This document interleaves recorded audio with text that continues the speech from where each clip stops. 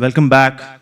I'm hoping you've had a scrumptious lunch, and I know it's going to be tough to concentrate for the first 10 minutes. So we're going to do something sort of, what do you call an icebreaker? So get people into the groove, right? So welcome to the session on data decisions, interoperability in practice.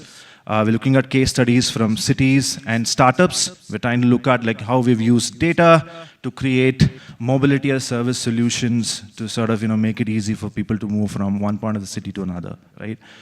But before we do that, do you have the presentation on? Okay. All right.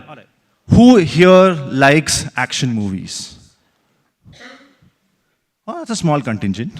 I was expecting a bit more people, hands, right? So these are like iconic sort of franchises, right? You have the Bond series and you have, of course, the Bond series, right? This specifically have chosen these two movies, right? The Bourne Ultimatum, where you have Jason Bourne who's lost his mind, now he's trying to find his way through. And then James Bond, again, I don't know, the fifth, seventh avatar of James Bond, he's not dead yet, right? So, but there's something which ties both of these movies, and not just upteen a huge amount of money that they have at the drop of a minute, but there's something that connects both of these movies to mobility. Can you guys take a quick hunch at what it could be, specifically to these two movies? The Bourne Ultimatum and Skyfall. Something very much related to this session. And I'm not going to take answers from many of my colleagues. They've seen the answer, so no cheating. Right? So the Bourne Ultimatum is, so I'll give you a quick clue before I play another 15 seconds video. So Bourne Ultimatum is predominantly filmed in Barcelona, and Skyfall has this very famous scene that's been filmed in London. Can we play the video? If the audio is there, it'll be great. What? Get on the train.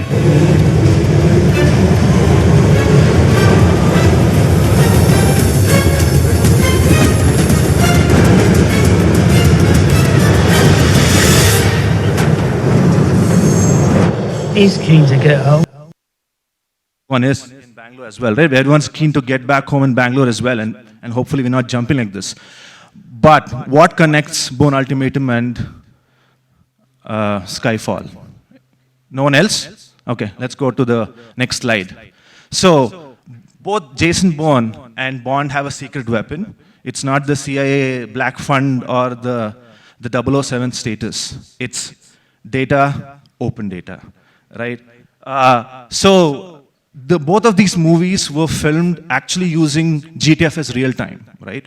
So apparently when the Skyfall was done, you see the Wimbledon line that was going. The producers and the directors actually used the TFL's open data, which had real-time schedules, so that they did multiple jumps. They could know what the stop times are. So he knows from where he has to start to jump and doesn't fall onto the tracks. So not just... No, I'm good. I'll go there. So it's not just fun for the nerdy folks to use the data, but even for the cool folks like Bond uses real-time GTFS. So we're going to talk about open data a bit more in this session.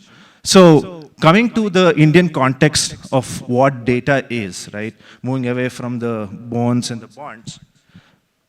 So coming to the Indian context, you can move to the next slide. The next slide, please. Indian mobility ecosystem is seeing a rapid experimentation at this point of time, and a lot of innovations are being seen. But the mobility system is actually at a crossroad, right? Because the base innovation structure is still fragmented. In some cities, what's happening is the efforts are there, but they're isolated, right? So with fragmented innovation structure, what's happening is they're doing some isolated pilots where one city is doing something which is the learnings are not being sort of taken to other city, right? So we are again doing the same loop of doing same work where the knowledge is not getting transferred. And even within agencies, these agencies are working in silos, like the digital silos, creating their own digital systems, their own apps and APIs without any shared standard of governance. So there's a lack of standardization even within the agencies, right? So if you look, this sort of lack of standardization and coordination leads to whatever the quintessential knots in the natural flow of decision making, right? So in most cases, it leads to fragmentation, with multiple vendors within the organizations doing their bits and pieces where they're not talking to each other, which leads to incompatibility, leading to severe constraint because there's no digital sort of infrastructure to share all of these learnings, right? Finally, all this leads to very poor public outcomes. The public has very limited access to data. Then it leads to unreliable services. And then there is no lack of, the scalability is lost there because everyone's doing their own work, right? But, so what's the alternative? The alternative is something which should work for everyone, right? An interoperable, publicly available data or a system which is accessible for everyone should be the alternative which works for everyone, right? So, for this system to be truly open, it should be made available as a whole. So that's the whole concept of open data. Open data is not just you put a data somewhere and just keep it siloed again, and you have multiple people giving approval for you to use it. Then that becomes not open data. Again, it's sort of locked. So it should be made available as a whole and at not not more than a reasonable reproductional cost, right? It should not be costing a lot. Sometimes what happens is when you do real-time data, there's a lot of money being spent by the government or agencies to maintain the infrastructure as well. So if they ask, there should be minimal costs associated for it. And it should be provided under the permits of use, reuse, and it should also be for redistribution. So that's what makes open data truly open. So this helps in doing these kind of data-driven planning of development initiatives. And everyone in the room would know that, sometimes in India, most of the planning is done ad hoc. If a minister changes, if a policymaker changes, if an officer changes, everyone has their own idea. They come up with some policy or initiative and they move away, and that initiative goes out the window, right? So that is very much ad hoc. So having these kind of open interoperable systems help in a data-driven planning, which should be the way to go. And this also helps at the end of the day to measure the effectiveness of all the initiatives that have been launched. So that's basically what open data would help in universal participation.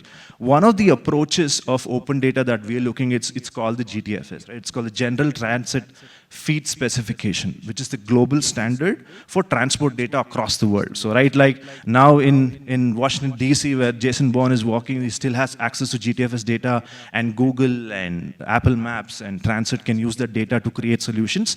The same thing, the GTFS data works for transport for London. The same thing works for Accra, Ghana. The same thing works for Delhi. The same thing works for Bengaluru. That's the interoperable state of it. So it's the sort of the global standard for how transport data is made open. So this helps in standardization, right? So when you say standardization, there are 3 or 4 important components the GTFS data would have. It would have stops. It'll have stops information. It'll have the route information. It'll tell you how many trips they are taking. It'll give you the stop times. The example that I was given, it'll tell you a bus, so it comes to this specific stop at 8:15 a.m. and then leaves 8:15 and 20 seconds later. So that's the stop time, right? So that helps you in sort of planning your trips as well. So that is what GTFS does. Go to the next slide. So we're in the sort of the heartland of Bengaluru, and in Bengaluru, this process was sort of achieved this year, where BMTC and BMRCL came together, and BMTC and BMRCL together cater to more than 50 lakh commuters in the city, right? And with the yellow line coming, there's an added 1.5 lakhs to it. So it has a huge potential to sort of redefine mobility in the city. So they came up and they opened up their data together supported by CDPG in the IODX sort of repository. So they came and they've given this data open in the GTFS formats, which in turn helped us to, go to the next slide, move from isolated efforts to an integrated system. So first, what we used to have like, very specific proprietary closed loop data sets. So BMTC has its BMTC app, Metro has the Namma Metro app, and then private operators have their own apps, right? So have their own data. So Train has its own data, Ola has its own data, and so forth. Now, with the GTFS brought in, so you have that open data layer brought into it, then that sort of leads to creation of an entity of integrated mobility apps, which sort of helps you to do multimodal planning, helps you to have single ticketing, and and then also this in turn also helps new applications to provide discounts and rewards reward people for taking public transport, right? That's a behavioral science sort of nudge that can be done. So one way to sort of shift people, what we call as choice commuters, is to give them the opportunity to take public transport by giving something back, a sort of a incentive, if you can talk about. So that can also be done under this. So this was achieved last year, where we did what we are calling en route a mobility as service challenge, under which the BMTC BMRCL data was incorporated. Under this challenge, there were more than 74 startups and enterprises which had put forward their ideas, and through a big jury panel which had all the folks from Ministry of Science as well, we had 2 winners. So the 2 winners were Tummoc and Namma Yatri. So currently both these apps are live. You can use these apps to have all of these one-click first to last mile connections on Namma Yatri. If you have Namma Transit, you can just use it now, right? And through ONDC, you can also book tickets. Metro tickets, you can also book your first and last mile. So if you want to go from Ministry of Science to, say, Jayanagar, right? So you'll have the ability to book the auto rickshaw or whatever mode of first mile that you need, and then go to the Green Line, and from Green Line you can also book tickets on this application, right? So everything is already integrated. There's still work to be done. The real-time data is yet to come, but there's the first sort of steps have been taken to make mobility as service very much a part of our journey in Bengaluru. So if you go to the next slide, so it's now that Bengaluru has reached these kind of global cities. Other Indian cities have also started opening up their sort of public data. What's happening is some cities have put out their bus data out, some people have put out their BMRCL data, but it's all in the right directions, right? So you can see that from New Delhi to Pune to Bogota to Harare, you have all the bus systems there in GTFS, to Rio de Janeiro, to Helsinki, to Barcelona, and to Bangalore, having their sort of metro systems data out. So this is the way to build a global sort of interoperable system which works for everyone. So I wanted to give a sort of quick context to this, and I'll wrap up. But if people are very much interested, if you're interested in in the future of sustainable mobility, you want to learn more about GTFS and also want to make public transport attractive, please do reach out to us. We'll be very happy to have conversations with you. So now, while this whole presentation, was taking more of an academic outlook on how a truly interoperable system would be, the real proof, as always, is in the pudding, right? It's in its implementation. So today we are joined by speakers who have deployed these kind of interoperable systems in different geographies in India and mobility solutions, and they'll be sharing some real-world lessons and experiences working in these cities, and how they have sort of gone through the ebbs and flows of making these digital systems interoperable and scalable. So we'll have the spotlight talks now. So first we would like to invite Riya Mansukani from Tummoc and Abha Mishra from Tummoc to give a quick sort of your experiences of deploying Tummoc in different cities in India. Thank you. Thank you, Rohan. We're really happy to be here participating in discussions that are really important for us to take our cities forward. Yeah, that helps. Yeah. All right, so before we start, let me tell you a little bit about Tummoc for those who don't know. Tummoc, we're essentially a transit technology company. We provide B2C and B2B solutions. Our B2C solution is primarily our application, our mass application that's live in 22 cities in India. And our B2B side, we do AFCS solutions for government bodies. We have white label mass applications and a corporate commute solution. We are currently, we are a patented solution, and we are ISO certified. I'm going to let Abha take over from here. Thank you, Riya. Hi, everyone. Good afternoon. And thank you so much for giving us this opportunity today for this prestigious event. I would like to first talk about the challenges, that we have faced in the implementations done so far. So if I just take the examples of, Delhi and Bangalore. Firstly, the important factor which has been, is a lack of digital data. If we had to, book tickets, some few years back, we had to carry cash all the while, and that's a big problem for the commuters and also for the conductors and, for the staff on ground. Digital systems were never designed, and there was always a hiccup, on the STU side to go digital. So first of all, we had to break that barrier and digitize things. That is something we had achieved with some efforts. And the GTFS vehicle tracking, is another factor. So example, if we have to travel somewhere, how good it would be if you can, live track your vehicles and you can plan your journey. Coming from Mumbai, like I have been born and brought up in Mumbai, I have traveled, I've traveled, abundantly in buses and metros over there. Especially in buses, the problem was, the live tracking. I used to just wait endlessly on the bus stops, not knowing if ever the bus will come or not. So if, we have the information like this at the fingertips, it would be really, really helpful for the commuters. To bring that, into the system is something which has also been a challenge for the transit companies. And in some cases, the data has been there. Example, some STUs did have the data, but it was not properly digitized as such. And, sometimes it was there, but not fully utilized. So we had to overcome those barriers as well. Then, if we talk of innovation, whenever you innovate something, you always have to, face some initial obstacle, which is always the case in any industry. So, and especially with the commute industry, with public transport, it becomes even more challenging. Because STUs, do not give out the data so easily for, any integrations. So that is one barrier that we had to break, to sort of get the BMTC ticketing, if I take the example. To implement the BMTC passes and tickets, we had to face a challenge of, first of all, digitizing things. I will talk of the solutions in the later slides. And like coming to the last point, the standardized layer, what this means. Like Rohan spoke about, the buses and metros, how BMRCL and BMTC, are planning to, have integrated systems for, greater ease of use. So, this has also been a challenge. Example, if as a transit company, if I have to build a unified system, which incorporates bus as well as metro. So I had to build two different solutions for two different modes of transport because there was no consistency in the data types and the system types.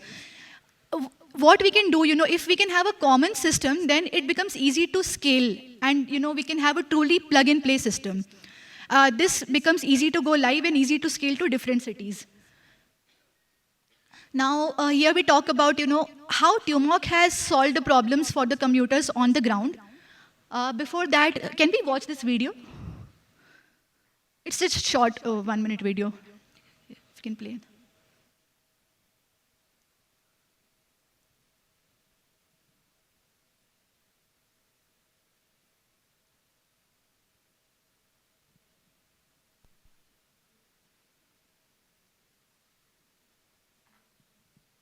Point A to point B, they need multiple apps and are still left without a seamless solution.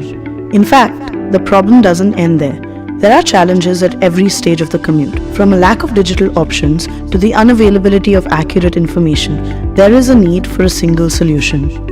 Tummoc is India's only patented transit application with multimodal journey planning, easy first and last mile connectivity, and digital ticketing.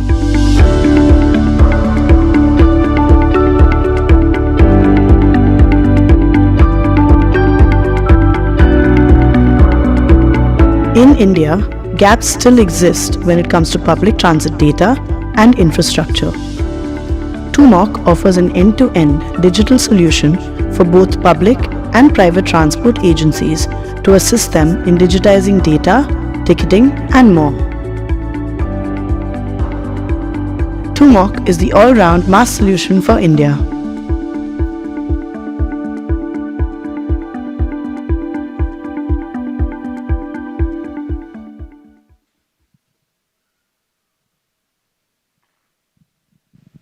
Right, so just elaborating on these points on a very high level.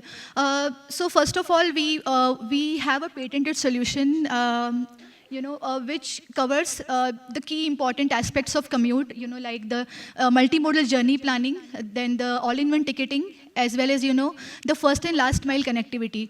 So how we do this, what it means by the multimodal journey planning is as such, if I have to travel, from point A to point B, usually I know that, okay, I have to take one mode of transport and go to one stop. But what if I want to know the entire journey, at a single click? That will be so helpful. And this is especially for, people who are new to a certain city. When I came to Bangalore, I did not have a clue about the different places, not being native from here. So if I have a solution which can give me end-to-end trip planning, that becomes absolutely useful for the commuters. And we factor in users' preference over here. Example, they can define their, journey based on the cheapest options, or the faster mode of commute, or, the number of transits. If that is less, even that is a good point. So user preference is at the center of the algorithm of journey planning. Because it's all about the open data, I think we are extremely grateful to our, the community, the transit community for, coming up with the ONDC network. ONDC has been a blessing for everyone. And, we have also leveraged that to integrate some of the ONDC-based tickets on our application. To name a few, like DTC, and BMRCL, and we have some more ticketing coming up on the Tummoc application. So open data has been a blessing for us as well as the commuters on our end side. Then we have, something called the all-in-one ticketing. So this is one-of-a-kind solution on the global transit level, wherein you can book your entire ticket, including the multimodal journey, in a single ticket inventory. Something like this had never been done before. We always dreamt of doing it, and it's finally done, and it's live also. We are getting good response from our, end customers for this. And if we can scale this on a national level, I'm sure there will be a lot of adoption here as well. We also use something called a wallet. There's a Tummoc wallet. It's basically a closed-loop wallet currently. With wallet, what happens? You can minimize, your, I can say, the hiccup of doing online payments on the go. If I'm traveling in a public transport, usually the network is very patchy. So if I have to buy something on the go, maybe if the network is not good, and if I'm in the middle of entering the OTP, going on the payment gateway, things can get stuck. So why not load money in a wallet, and use it at a single click? That gives a lot of ease to the customers. So just talking high level on the things we have implemented so far. We are already live here in Bengaluru with BMTC passes. I'm sure a lot of people sitting here must have used it. Even, we are now, we have offered ticketing services. So Mumbai Metro was also done via the ONDC network. The DTC tickets have also been moved to the ONDC network as such. We have also, implemented the POS systems in many STUs, including DTC, MTC, BMTC. So we are, working on commuter as well as the STU's ease of use. Can we go back, please? On the previous slide. Just ahead, yeah. Okay. So journey planning I have already spoken about in the previous slide, how we are doing the multimodal journey planning and how the open network has been, utilized for the ONDC integrations. The ITMS solutions help greatly in building the unified backend for the STUs. So this is a challenge I spoke about in one of the previous slides. When we had to digitize things for Bangalore, the system was not available. So the ticketing was not as such accessible for Tummoc. We had to build a backend, first of all, for that. And then, we had to build the end-to-end ticketing solution. Now, we are proudly live in BMTC, MTC, DTC, also in Bihar recently, BSRTC, where we have digitized the entire backend for AFCS solutions. This makes things easier for, the STUs, the bus conductors, and the line checkers.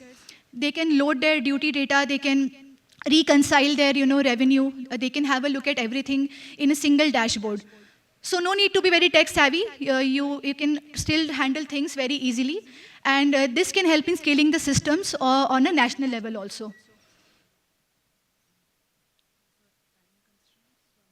Sure, no issues. This is just a snapshot of the AFCS dashboard, what I spoke about. This is used by the bus agencies, the ITMS agencies, for their backend work. Okay, Riya can just talk here about the impact created thus far with Tummoc. I'll keep it quick. Our AFCS solutions, as Abha mentioned, we've built them for BMTC, for BSRTC, DTC, and MTC, and we have over 135 million transactions happening every month. And as for our mass solutions, some of our integrations include DTC, DMRC, BMTC, KTCL in Goa, MMRC in Mumbai, Kochi Metro, and Bangalore Metro. And we have, on the app, we have over 5 million users, as I said, in 22 cities. And overall, we have over 40 lakh or 4 million transactions happening on a monthly basis. Okay, so I would like to wrap up with just talking about what the future holds for us and what is our dream for the overall transit industry. So now that we have, like we have sort of built up initial ticketing systems, and initial journey planning systems for our consumers, as well as the AFCS for the STUs. I think it's time to step up, and try to now contribute things on a higher level. So, everybody, even the other players in the industry can make benefits of the data that's available nowadays. So, the all-in-one ticket that I spoke about, we plan to make that open for everyone, as in we plan to provide that as an API which can be consumed and it can be used as a service by the parties who are interested in integrating that. Also, till now we have been on the ONDC buyer side. So we have been consuming ONDC APIs for getting ticket inventory from them. Next step, we plan to step up and become the seller side also on the ONDC. So we are already building systems for some of these cities, and soon we will also be providing our APIs for ticketing systems. As well as, we plan to also, put the data in a proper standardized format. So whatever data we have, it should also be in a standard GTFS format, easy to consume, and whatever data we have on the static side or the real-time side, it should also be consumable by the other transit members of our fraternity. So that's the dream that we have ahead. And with that, I think things can become, things can be utilized with the help of open data. Yeah, thank you so much. I can pass it on to Rohan now. Thanks a lot to Team Tummoc. Now I would invite Mr. Vignesh from CUMTA to just share his experience.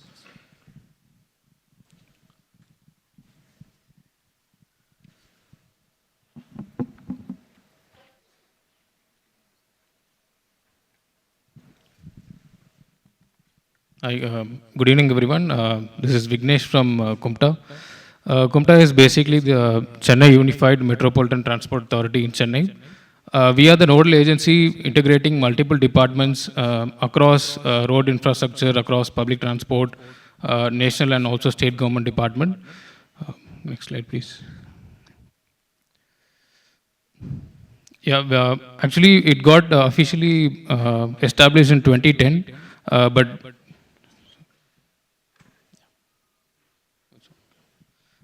so it was officially established in 2010, but it got quite functional in the last recent few years, and we were able to roll out multiple schemes and programs through the nodal agency here. Our vision is to move people and goods seamlessly, and we also take a sustainable and data-driven approach to enable this across the 5 districts in the Chennai metropolitan area. So the role of CUMTA is basically, so you have multiple agencies who are already road owning agencies, who are already public transport operators, but still there is conflicting interest whenever there is a proposal that needs to be finalized. And so what we do is basically facilitate the discussion. We take a more data-driven, more equitable and sustainable approach to guide them and then enable the decision making. So that is what we do. We try to fill in the gap or be an enabling factor in all these projects. And of course, as you could see, we also take up multimodal integration, we take up common ticketing, and CMP is the core project which we do. Yep. So this is again a snapshot of what Chennai is, of the Chennai metropolitan area, which CUMTA looks after. And quick numbers here. I think the first biggest number is the 50 lakh ridership in which public transport, public users are there. And another key stat, I think you all would agree, is the decline in public transport mode. So over the years, we see that the public transport is decreasing and people are adopting more private modes of transport. So that this becomes a very big concern in not only in Chennai, I think in all the cities in India. And again, these are the same numbers in terms of the trip length. So as the cities get urbanized and developed, more the trip length of the commute gets even larger, and especially when people are residing in the suburbs for affordability reasons. So the main projects which CUMTA takes up is comprehensive mobility plan, which is getting launched in few days, the next 25 years master plan. And we also have a key initiative called Digital Chennai, which is an urban mobility twin that we are building. We also do a city logistic plan specifically focused for freight movement in the region. And other key initiatives are bus improvement plan and parking policy. So all these studies are being taken up through a data-first approach. We do primary surveys, extensive primary surveys. Around 50,000 households are being surveyed for the CMP, and you could see these are the key strategies which we are working on. And Digital Chennai is one key strategy again, where we are trying to create any data that is not getting shared between multiple departments. We are trying to solve it through the Digital Chennai project. So in IUDP, it's similar to the IUDX what we have in IASC. Along with that, we are also coming up with UPPM, which is a project management tool. So, we want to complete this cycle of data enabling multiple project decisions, and through the project, we can also get in data to reinforce our decision making. So that is what we are trying to do in in Digital Chennai, and obviously there is GIS, there is deep learning and machine learning, various algorithms which will support these initiatives. So this is a concept of how the platform, what we are currently designing. So it will have various, it doesn't have not only public transport information, but also has other information that you will require. So let's say you're going for a road excavation, you will obviously need utility information, property information, and other infrastructure which are related to the road. So we are trying to get all of this standardized and then bring it into one platform, which can enable a lot of other applications. Yeah, so towards that, we are also building we have recently launched the Chennai One app, which is one of a kind in India, and it's towards the mass. I think Tummoc and other teams are also working on a similar application. This is a quick snapshot of the ridership in Chennai, around 5 million riders, and the major chunk being in the bus transport, around 35 lakhs. So Chennai One is the first app to integrate suburban also.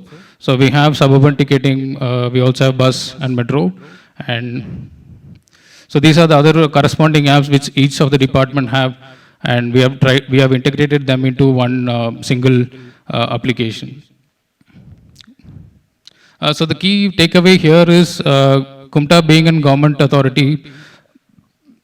CUMTA being a government authority, we have engaged a private partner, Yatri team to build the application, and we also have we are also going to launch the open data also on this. So we intend to encourage this innovation and also ecosystem towards building applications which are very useful for the public. So Chennai One integrates all these applications, and it has a multimodal journey planner and also unified QR ticket.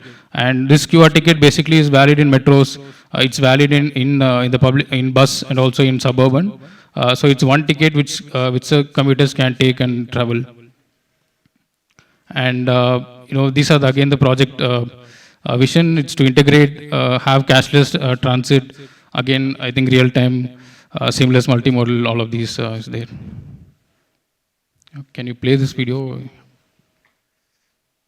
Integrating multiple modes of public transportation that are plying across the Chennai metropolitan area and making them accessible through a single ticket was a visionary idea that was proposed by the Honorable Chief Minister of Tamil Nadu during CUMTA's first authority meeting. As per his guidance, for the first time in India, a single integrated ticket to travel across metro, bus, suburban rail has been made possible through the Chennai One app that has been developed by CUMTA.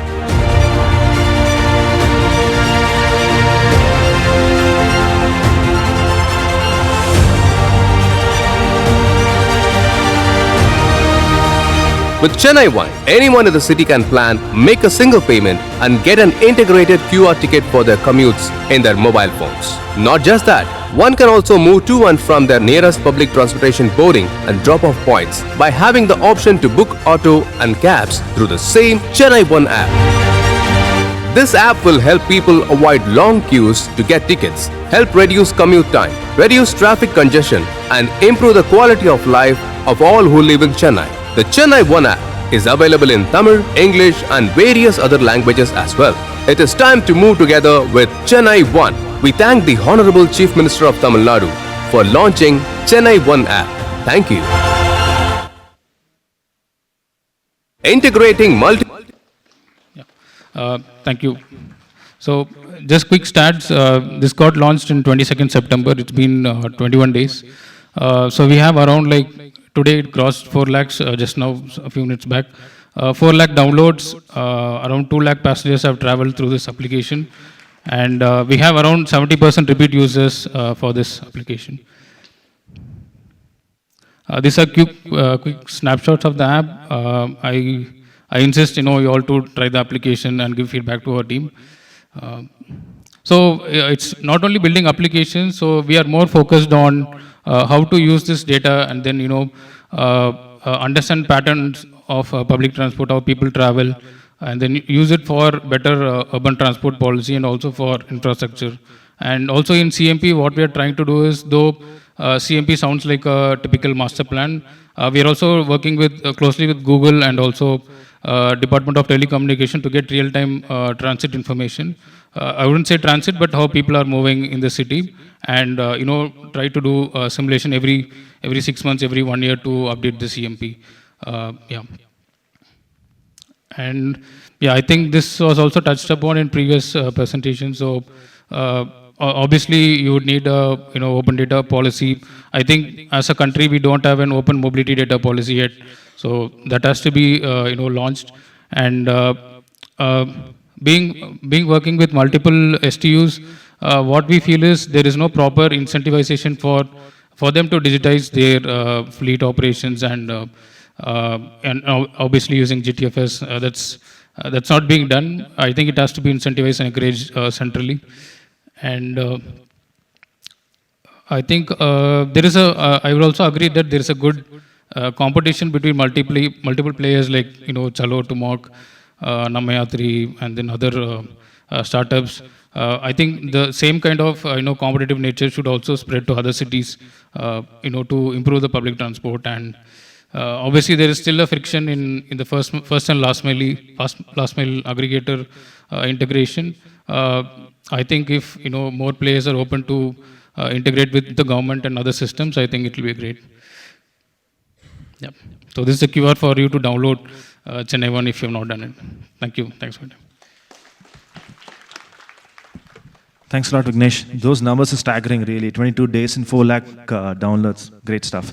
Thank you very much. Now we would request Priya Singh from Chalo to share her experiences and thoughts.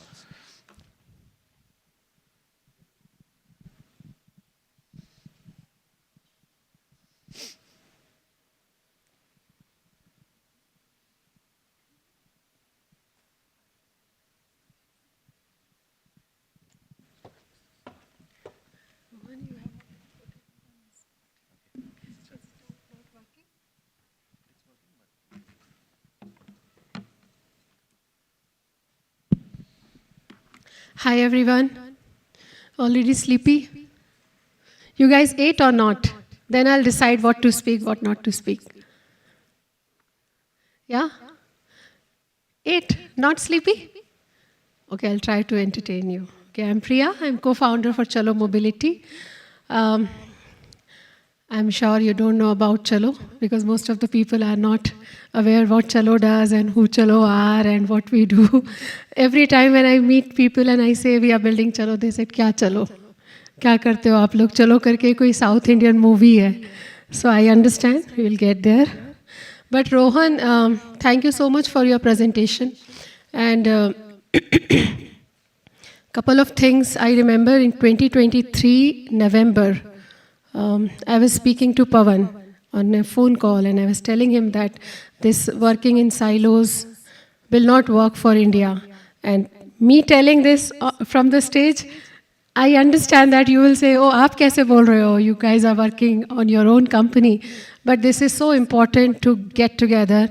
And I have said this on many platforms that we all have to get together on a platform with government to solve this public transport problem because it's a mass problem.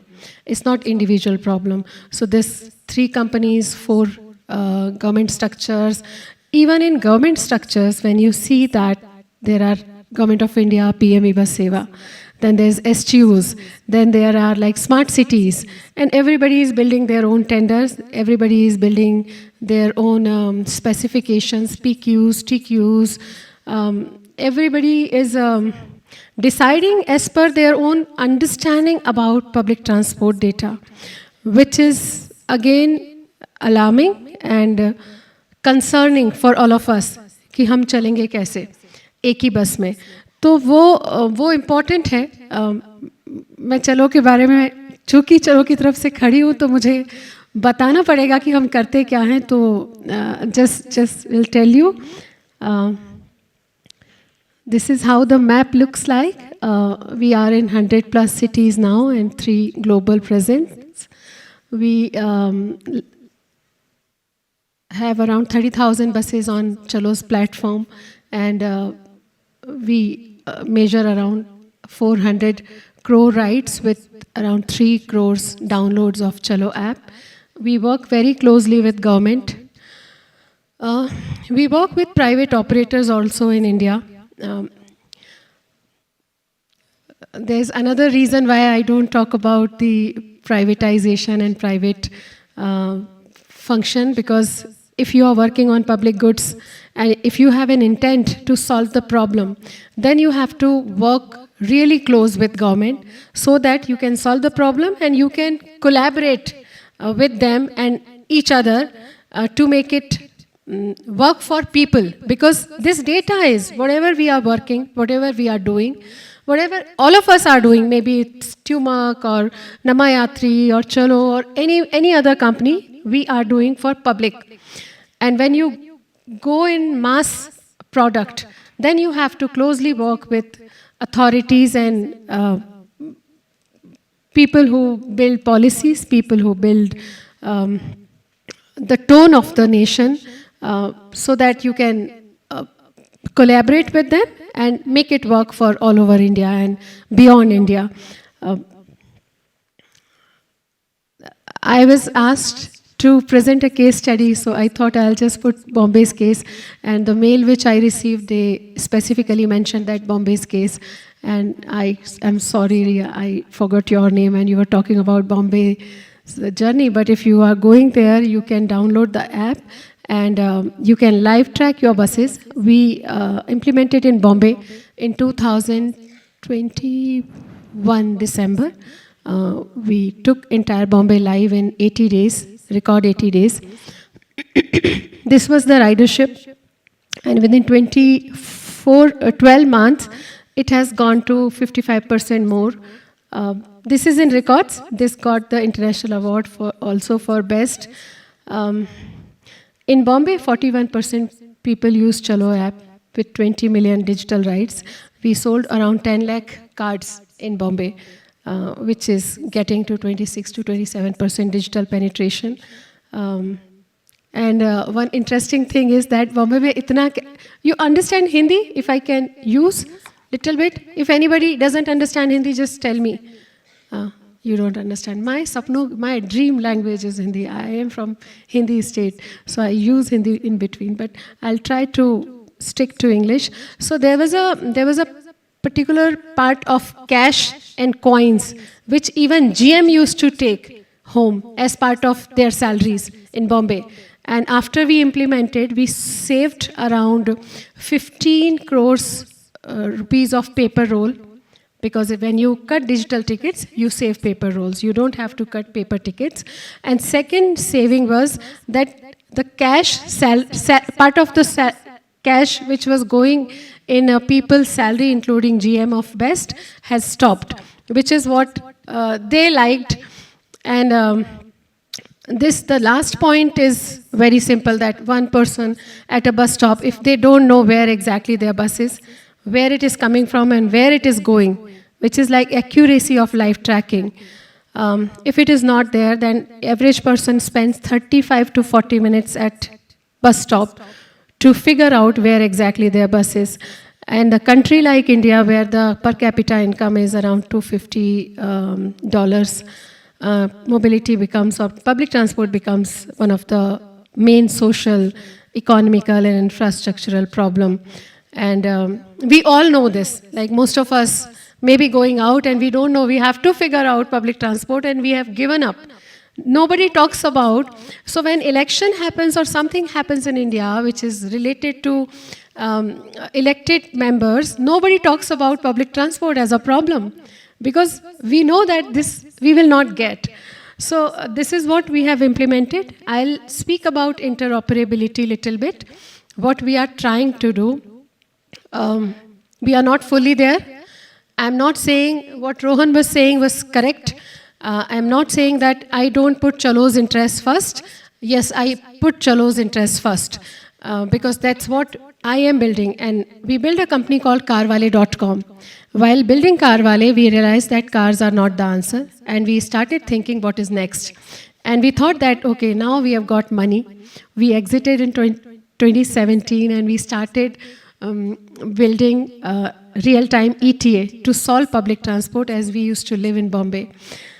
So this was the motive of building this company. So and we want to solve consumers' problem. Number one objective of building Chalo is solving aam aadmi ka problem when they travel every day. This is what we are doing right now. 2-3 things which government has initiated. One is NCMC, which is called National Common Mobility Card. And I will not talk about challenges because a lot of people are sitting, experts, they know what is the challenge for NCMC, and everybody know about it. That there is MDR, there's accessibility problem, there's a lot of data and technical expertise is involved. So most of the players with us are not able to implement NCMC. But in 7 states, we have implemented NCMC project, wherein you can buy one ticket, one card, which can work in everywhere, wherever you go. It is like London or Hong Kong cards, which you carry with you and you can use anywhere, whether it is shopping mall, to airports, to metro train. So Bombay's NCMC you can use in Delhi Metro also. So this is what we have done. Second initiative of Government of India is ONDC, of course. And this is what we all have been talking about. So Crude Orissa, where we are working as a white leveled app, we have given to them, and the entire tech is on our platform. Recently we have implemented in Delhi and Mumbai Metro, and other integration is happening, because if you don't integrate with Metro, it's going to be very difficult. Metro and buses, and then private vehicles, which government runs, basically the EV buses or airport buses. You have to integrate everything. You have to provide one card to everyone. And you have to go on a platform where everyone is involved and everyone is, the data is available for everyone. That is what the objective of Chalo is. Another objective of Chalo is also putting everyone on digital, because even if you provide the data, but you don't provide a digital solutions, buses will run in losses. And none of the city I have met so far has said this to me that, oh, I am profitable. None of the city. So making government profitable, viable, accessible to their data and accessible to the services, that's fundamental responsibility and moral, and ideologically we are responsible for whatever we do with government, and how we use this data and how we provide our data to everyone. So this is what I want to talk here about. Last thing which I want to say is that Rohan has said a lot of things which resonate with me. First of all is collaboration. And I have said this time and again that we should figure out something, and sir, you are sitting here, we should, and you sit with government, and all of us work with government. Whenever I meet government officers, I always say that, sir, let's put everything on one platform so that it is accessible for everyone. I don't know how to do it and how government wants to take it forward, but this API's fight should not happen, because it's a public good and mass mobility. So we should open that. Chalo is completely aligned, and Chalo is looking forward to be in the league where we want to solve this. And this is my last slide, that we have to come together to solve this problem for public transport, and we are open to it. Thank you so much.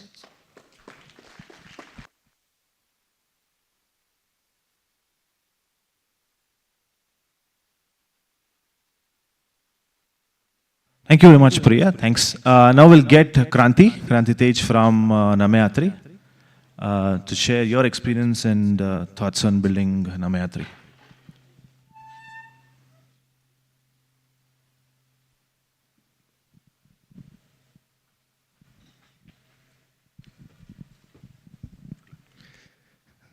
Thank you, Rohan. Very good afternoon to everyone. I am Kranthi, and I lead the multimodal public transport integration at Namma Yatri.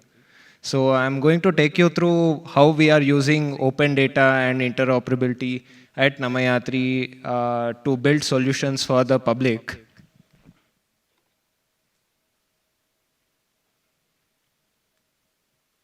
Can you move to the next slide? Yeah. So mobility should not mobility should not feel like a challenge for anyone. I'll just pose a question here. How many of you know what the nearest metro station is? That's like 30% of the crowd. And nearest bus stop? Yeah. Probably because most of you may be like living around here, but for anyone new in the city, right, it will be a challenge. And I don't know, I'll go on to Google Maps, see what is the nearest metro station. I don't know when the metro arrives or when the bus arrives. And it's just a hassle that I have to go through multiple apps just to figure out like which one to take. And I end up taking a auto or a cab, just because I don't have information at my disposal to travel in public transport. So that is what the situation in our country is. It's changing now, but it's been like that for a long time. And I think, like Rohan mentioned, open data and open standards are the way to open up public transport, to build on top of it, and make public transport as convenient as a private transport option. So just talking a little bit about Namma Yatri. So when we talk a lot about open data, we actually have it in our DNA. We have all our data in the public domain. Anyone can access Namma Yatri's data by visiting nammayatri.in/open.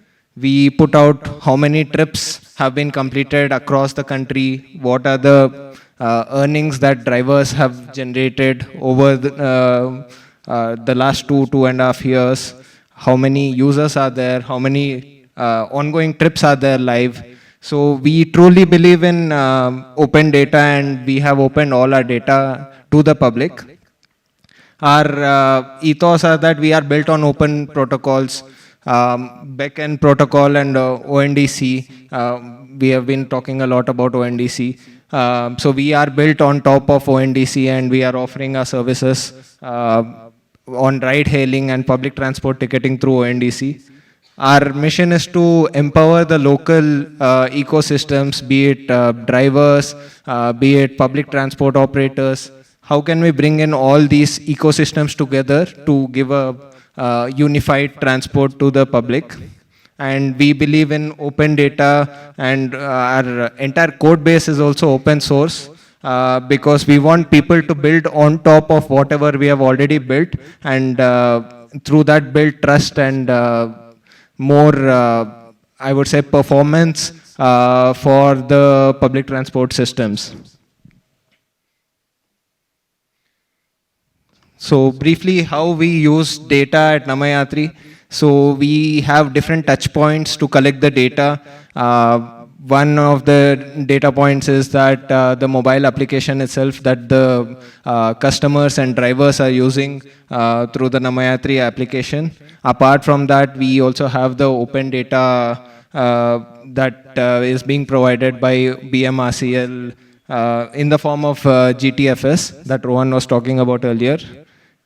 Based on this data, we identify what are the friction points that users are facing, how can we make mobility more convenient to the users. And then once we identify the pain points that are there, we decide what to go into the app, how can we make life easier for people. And in this process, we have developed this Namma Transit option. So the objective was that can we build a seamless transport option to go from point A to point B, including a first mile transport like a auto or a cab, with a second leg of public transport. Currently we are live with Bangalore Metro here in Bangalore. And then the third mile can be a walk or a auto again. So the data sources involved in this were the GTFS data that BMRCL has given us. This includes what are the real-time arrival of each train at each station.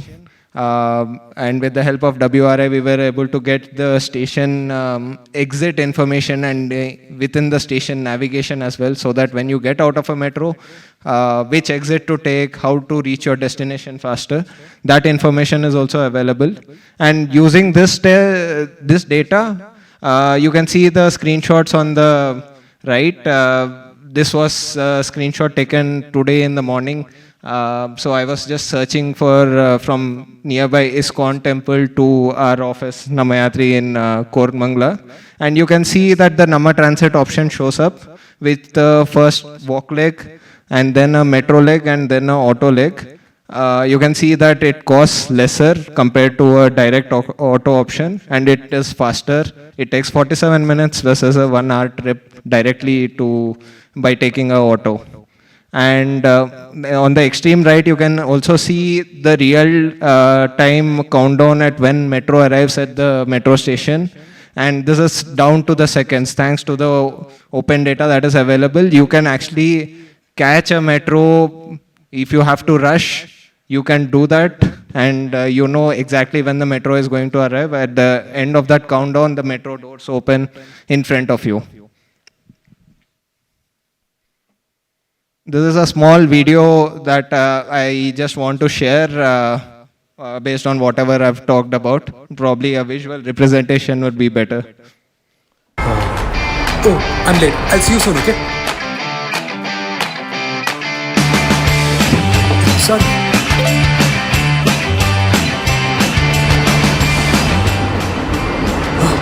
Metro. Ooh. Sorry. Oh.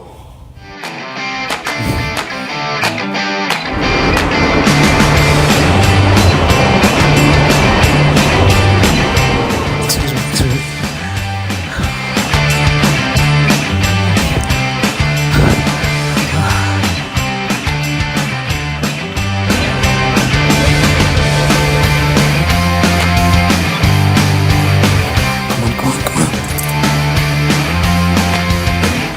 Which is my exit gate?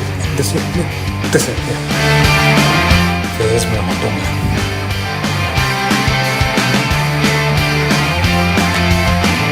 Namma Transit, plan, book and track your journey. Hey, auto! Hey, passenger!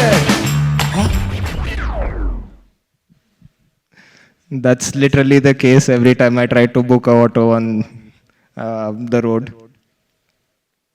Yeah, apart from the Bangalore use case, we are also working with West Bengal government. There's an app by the name of Yatri Sati, and the government there has opened up the bus tracking for us, so that there's enhanced tracking of buses for the public, which they can view and plan their journey. So that is called Where is My Bus. It includes real-time bus tracking so that you can plan your journeys better.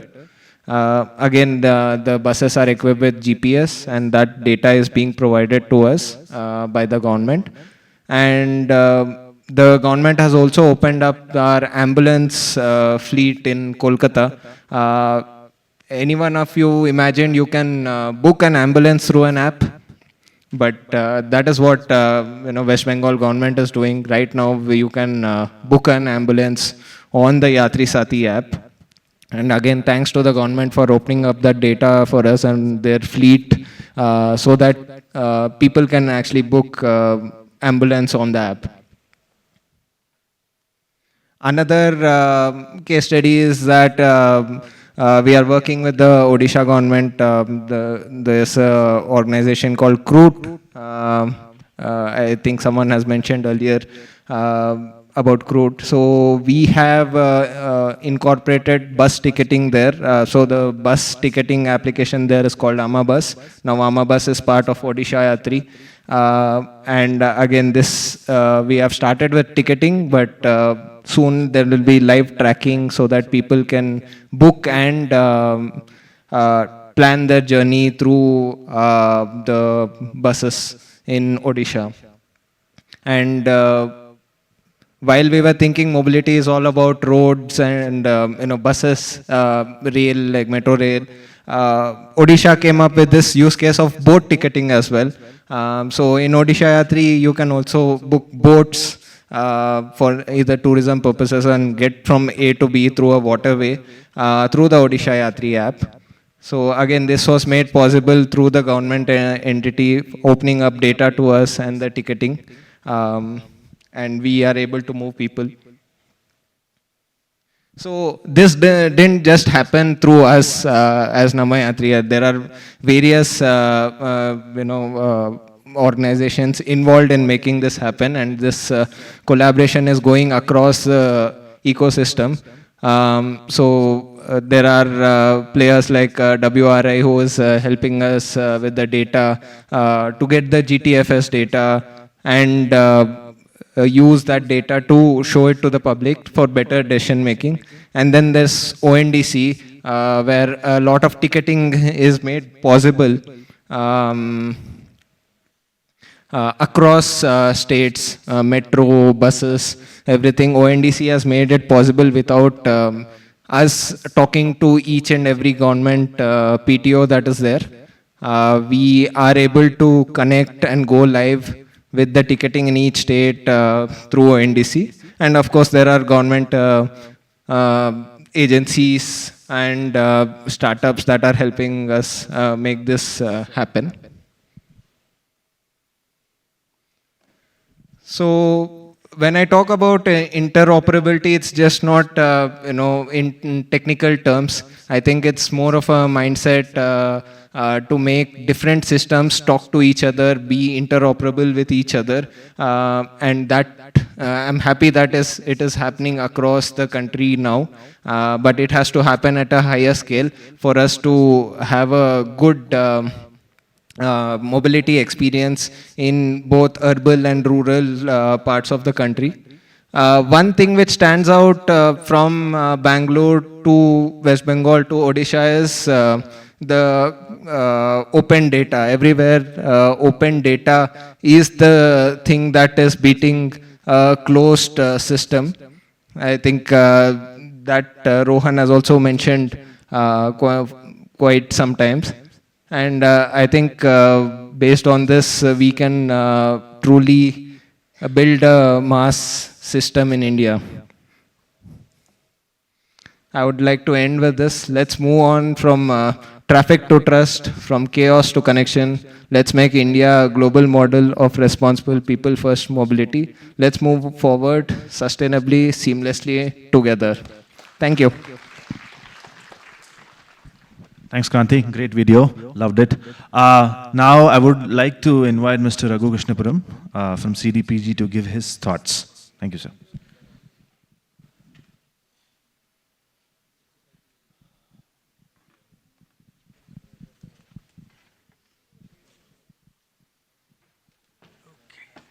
Thank you. Let's see. I had my charger here, I think, somewhere. The charger is here. It should be okay. Do I need this?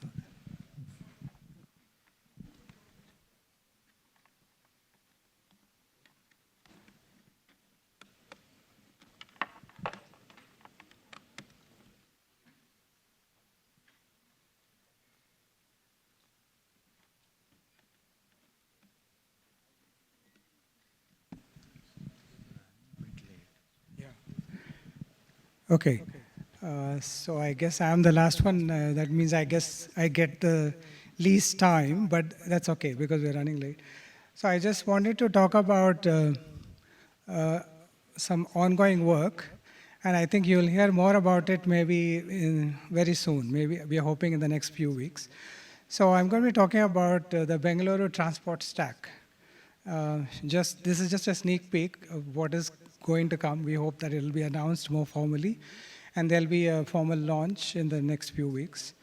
And this project is something we're doing in partnership with the BCG, and some of my BCG colleagues are here, in fact, and my other CDPG. So I just want to start with an example. I think a lot of you have actually heard about the London's example. So what happened in London? Of course, this is quite some time now. So what has happened is after they opened up their data, actually everybody benefited, so including the transport system. So they saved something like 130 million pounds. So that is, these are just some numbers done by studies. And 12,000 developers and 600 applications came out of this. So there's all sorts of applications that can come out of data of this type. So just a simple example would be in India, you can think of an app where you have an event, maybe a wedding or something like that, and then a lot of people travel. So you could have an app that helps plan the travel of many, many people going to one single place using public transport or some other means, and on the way, buy some gifts or whatever it is they want to do. So you can have apps that help these kinds of things. So the potential is enormous for something like this. And what kind of data are they sharing? This is the data that we all see normally, right? So air quality, trip planning, the metro timetables, service details, road traffic and disruptions. This is very important. We have to have this as part of this whole thing. Cycling routes, walking time predictions, etc., etc. And also, more importantly, locations of public toilets, and if you want to withdraw some money, where is the ATM machine, and those kinds of things. And I think some other things that are missing here is also weather information. And India, one of the things that happens when it rains a lot is many streets get flooded, and it will be good to have which streets are flooded, and also weather influences the mode of travel, because many times you take your two-wheeler if the weather is nice, but otherwise you may not want to take the two-wheeler. Okay, so now coming to what we are doing. So I think everybody is familiar with this so-called stack. So you have multiple layers. At the bottom, you have many, many sources. So for example, public buses, metro rail, rickshaws. So a lot of these things, some are unique to India, some are not unique to India. But some of the things we have put in here is also the vehicle counts and congestion and a lot of other types of information. And then all this information is coming in many different formats and many from many different sources. So all of it has to be integrated, standardized, and made available in some form that people can consume.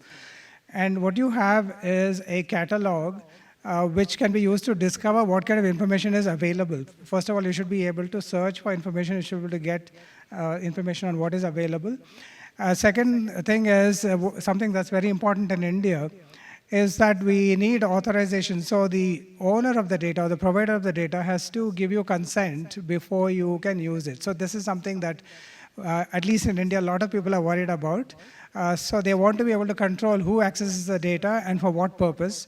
And not only that, you can also control what data they will access. So you may have a lot of data, but some of it you may not want to give to everyone. Some could be given to only some people, etc. So that is something you can control using the authorization.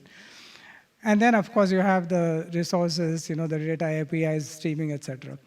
But in addition to that, what we are planning in this transport stack is something called the core intelligence layer, which is sitting on top. And the idea behind this is that it will make actually the development of apps simpler.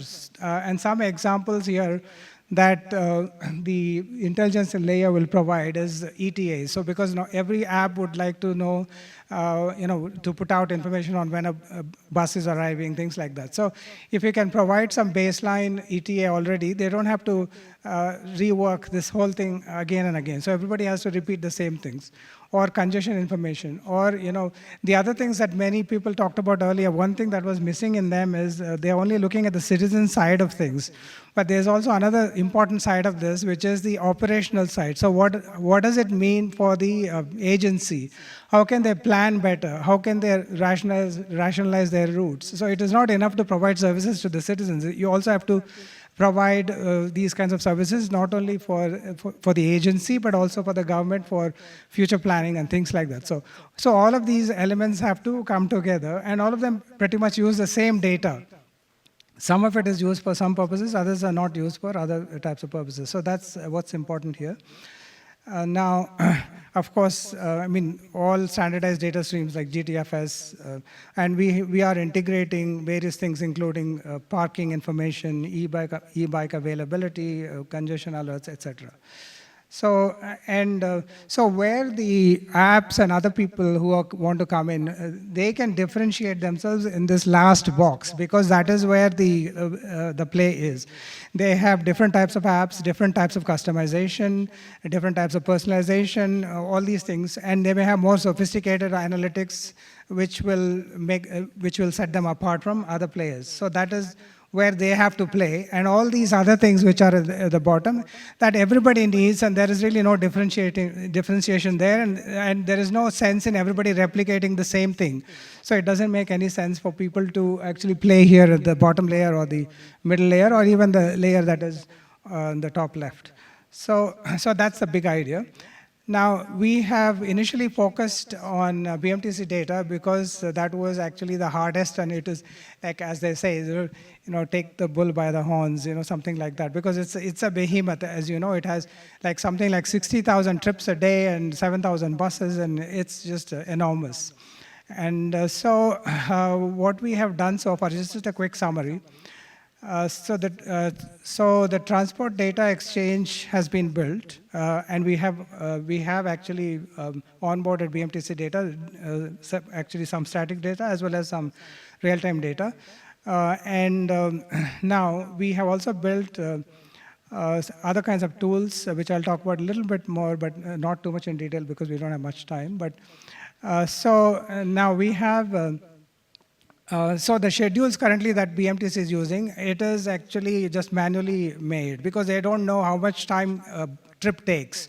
They just guess, okay, this trip should take 1 hour, and they just give random duration, and also the time for stops, etc., time between stops, all of those are just manually done, and it may not match with reality. So because of that, actually all the schedules are off. They'll never be able to keep up with their schedule. So that's one of the problems. So bus stop locations, there were lots of information because it's manual entry. There are many errors in these stops, and facility locations were not separated from bus stops, so all sorts of problems.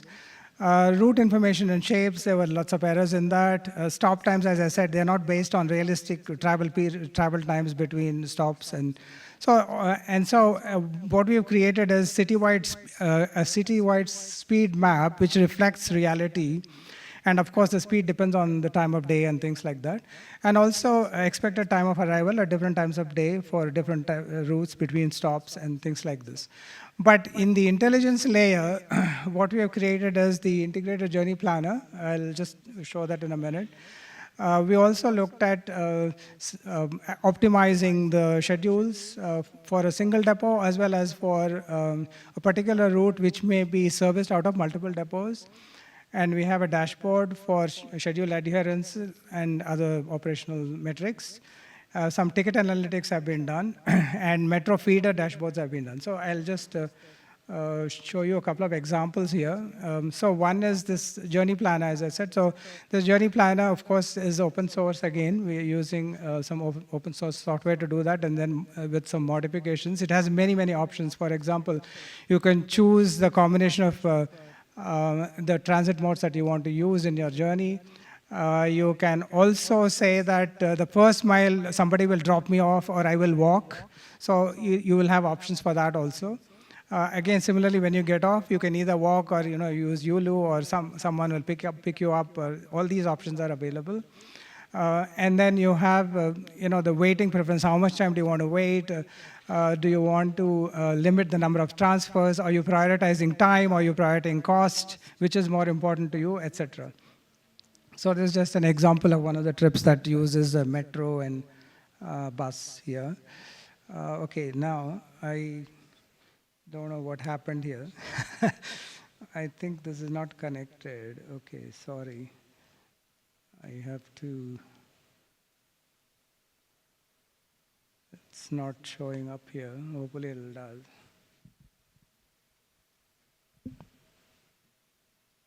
It was connected just now. And okay, let me see. No, it's not connecting. It is turned on, but I think it got disconnected somehow. Okay, just try it.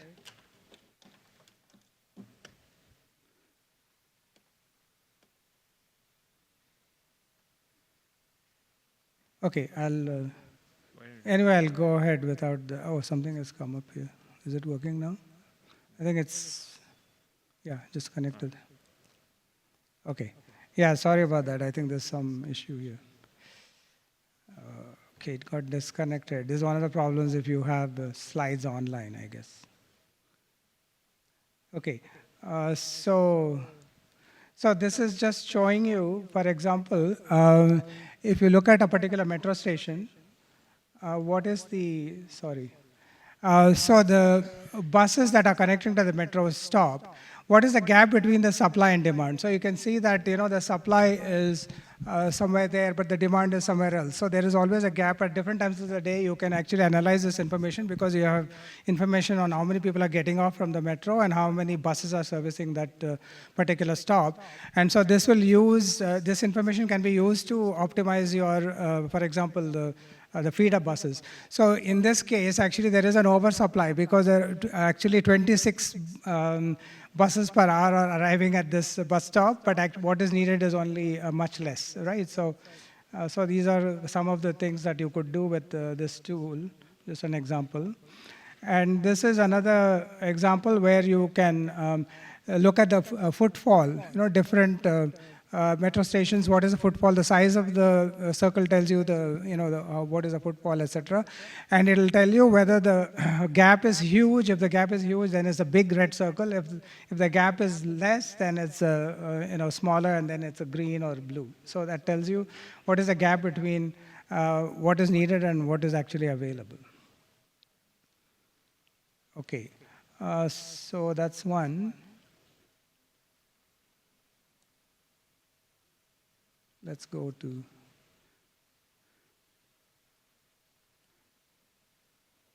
okay, so the other one is here. We're talking about earnings per kilometer. So one of the things that the agency is really worried about is, some routes actually make money, but other routes are not making money at all. So we have a tool that analyzes the earnings per kilometer, so various routes, how much they are earning, for example, stop to stop, which stop pairs are actually doing well, which are not doing well, and what you can do about either cutting the routes or changing the starting ending points, and various things can be done with this kind of thing. So here, so this particular route, you can see that some parts of the route, where it shows it's red, so it's undersubscribed or oversubscribed. You can see when the route is very, very heavily occupied, and other places where it's not occupied. So you can do all this kind of analysis if you have some ticketing information. And then based on that, you can also analyze between specific pairs of routes, how many passengers have traveled on that day and what is the earnings. So all this information is available very quickly at your fingertips. So this is something that, these are the kinds of things that we have been building.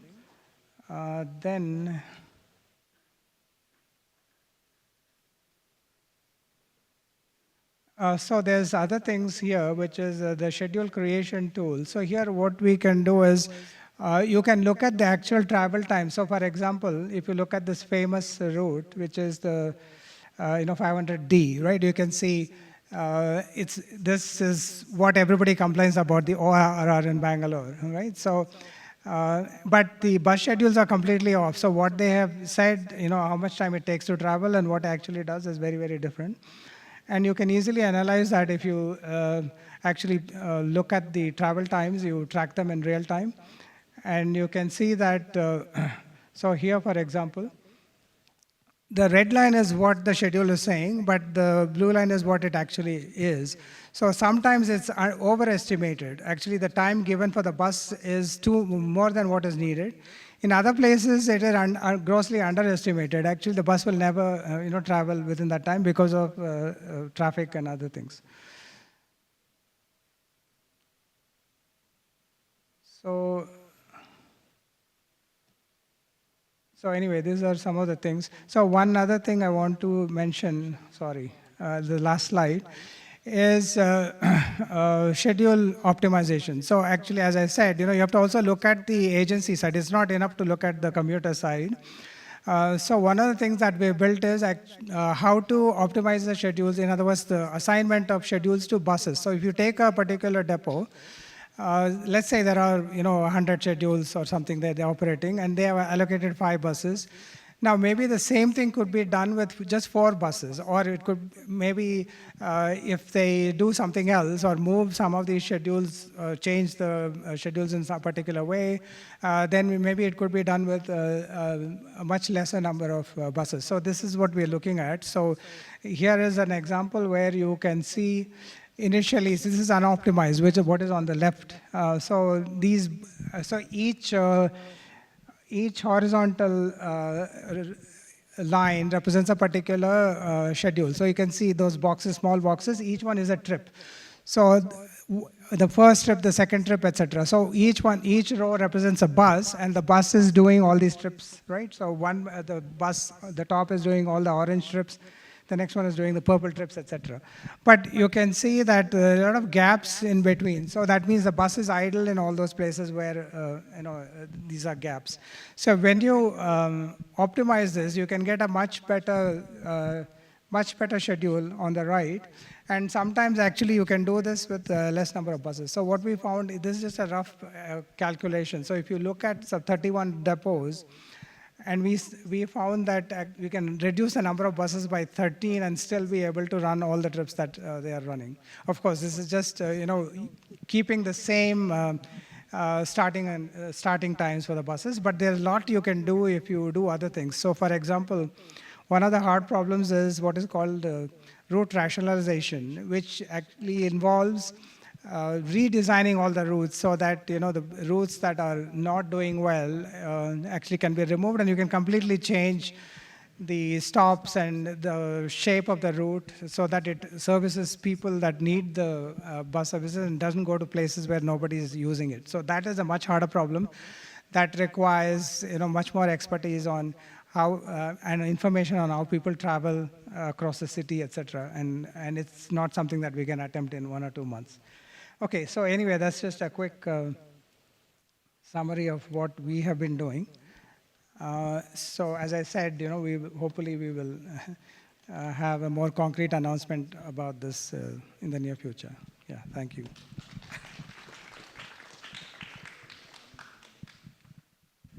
Thank you, sir. Thank you. So I think we'll now get to the next part of this session. We'll have the conversation which will be led by my colleague Srinivas Alavilli. Srinivas, over to you.